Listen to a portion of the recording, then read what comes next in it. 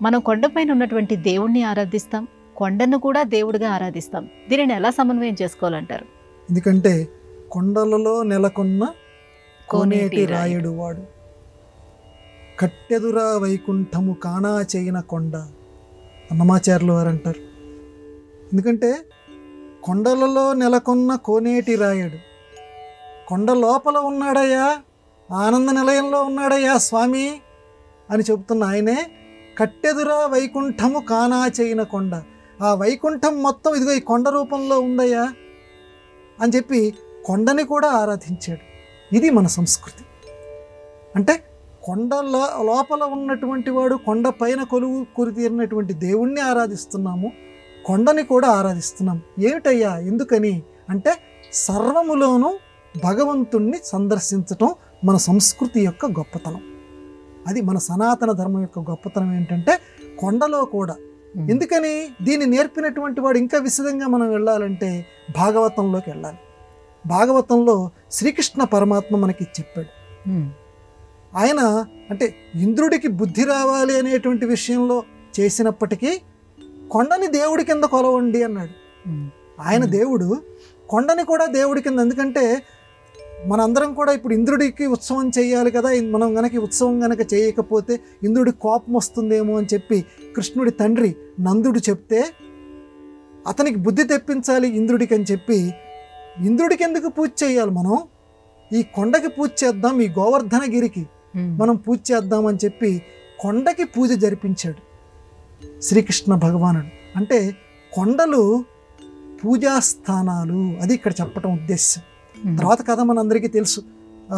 ఇంద్రుడికి కోపం రావటం, వర్షాలు కురిపించటం, ఆ గోవర్ధనగిరిని చిటికిన వేలుతోటి ఎత్తటం, అందరినీ దాని కిందికి వచ్చి రమ్మనటం, అది వేరే కథ. ఇక్కడ నేను చెప్పదలుచుకున్న అంశం ఏంటంటే కొండని కూడా ఒక దేవతామూర్తి కింద చూపించగలగటం. అంటే ఆధునిక దీనికి అన్వయించుకుందామమ్మా.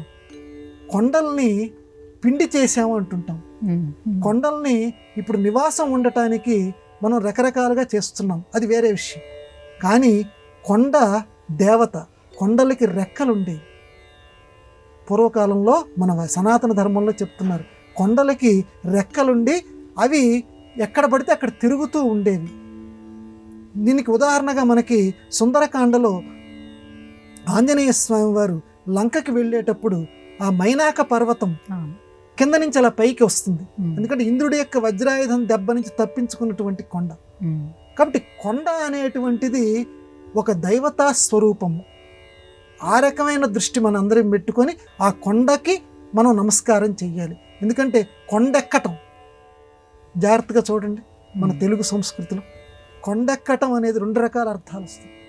కొండెక్కటం అని అంటే దీపం కొండెక్కింది, దీపం కొండెక్కింది అని అంటే దీపం ఆరిపోయిందని అర్థంలో చెప్తున్నాము.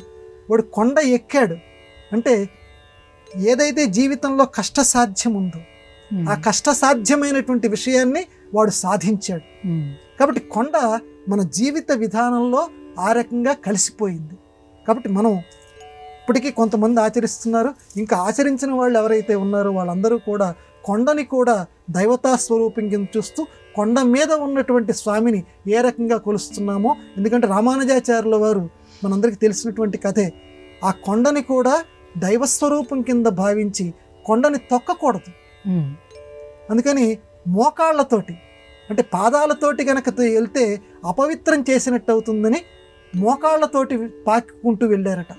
ఎందుకంటే కొండ అంత పవిత్రమైంది అని చెప్పి ఆ కొండని అందుకే పాదరక్షలతోటి ఇప్పటికి వాడకూడదు అంటుంటారు. అసలు ఇప్పటికి కనీసం ఆ 4 మాడ వీధుల్లోనూ పాదరక్షలు వాడద్దు అని అంతవరకు వచ్చేసాం.